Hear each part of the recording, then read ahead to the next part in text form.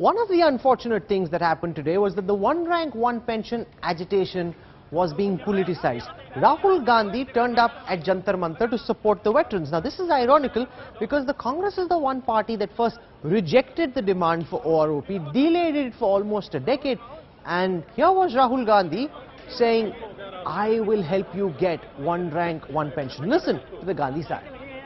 पूरी जिंदगी बॉर्डर पे खड़े रहते हैं, ये प्रोटेस्ट कर रहे हैं, ये कोई गलत काम नहीं कर रहे हैं, इनको मारा नहीं जाना चाहिए, इनको हटाया नहीं जाना चाहिए।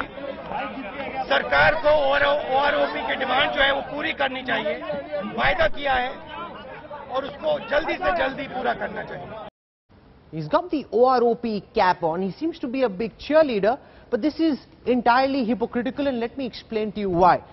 Let's just do a deep dive and take you through how the Congress actually delayed one rank, one pension for several years.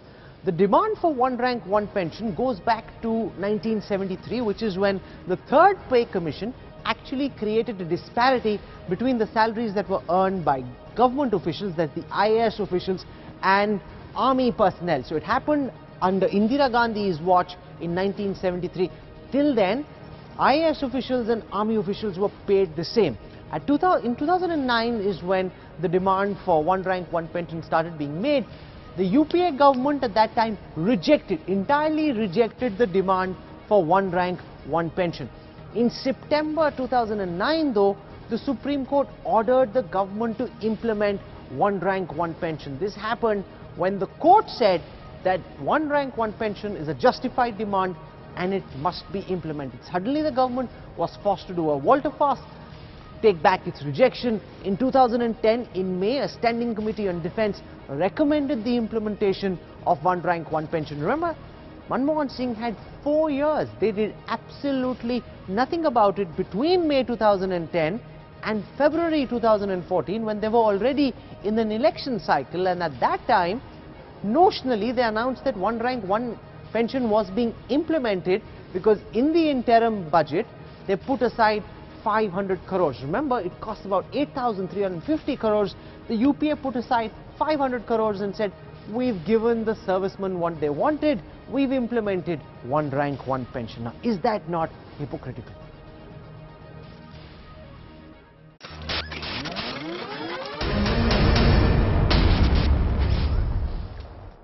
I want to go across now to Congress leader Deepinder Hooda. He's joining us on this broadcast. He was part of the Congress team that went and met with veterans who were protesting at Jantar Mantar. Now it seems, Deepinder, that the Congress very conveniently has jumped into this protest at the last moment. Your government was in power for 10 years.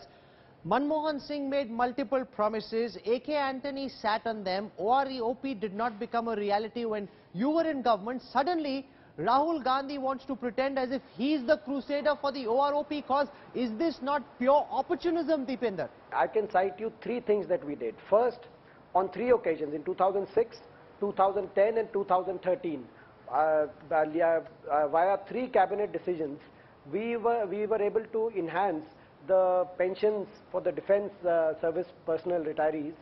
We enhanced the pensions on 3 different occasions.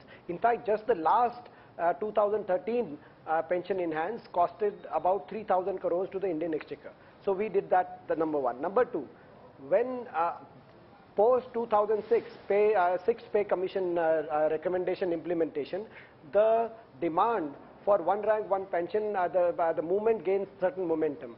Seeing and being sensitive to that, in 2011, it was the UPA government which constituted the Koshari committee, which was a Rajya Sabha Select Committee headed by none other than Bhagat Singh Koshari ji from the Bharatiya Janata Party. You're also being charged, Deepinder, with having politicized what was an army man's protest so far. There were ex-servicemen who were protesting. Your father went to Gurgaon, there was a rally. When Rahul Gandhi came to Jantar Mantar, there were people who said that Rahul Gandhi go back. They didn't want to see politicians there. This is a protest being organized by ex-servicemen. They didn't want Netagiri to happen over there.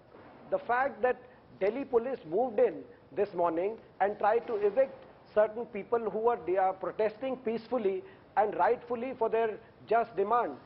The fact that Rahul ji chose to go there today I think has to be seen in that context too. Rahul Gandhi currently seems to be in a rent-a-cause phase.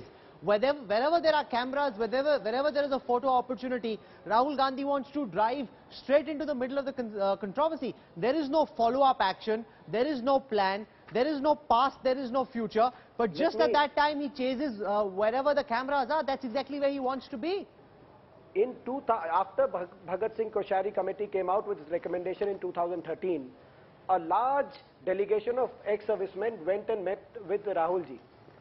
Large from all across the country, and after they met Rahulji, and Rahulji actually understood the issue in detail, and then he used all the efforts that he could use at that point of time. It was then in the February of 2014 did the union in the union budget, the one rank one pension in this country was approved for the first time in Indian history.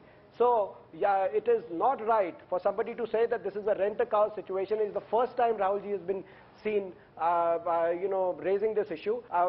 My question is, 2 years back on 15th September 2013, Narendra Modi ji went to Rewari in Gurgaon Lok Sabha, and it is from Rewari he addressed the ex-servicemen of this country and said, my first pehli kalam se I will implement one rank, one pension. Now 1.5 years has gone, and that's why we held the protest in Gurgaon today in the same Lok Sabha, where he visited about exactly 2 years back. After 1.5 years, why has the government not been able to set aside just the sum of 9,000 crores? That's an important question, final, like I said, and Prime Minister Modi needs to answer that question, and the Prime Minister must know that India is watching. Ex-servicemen are watching.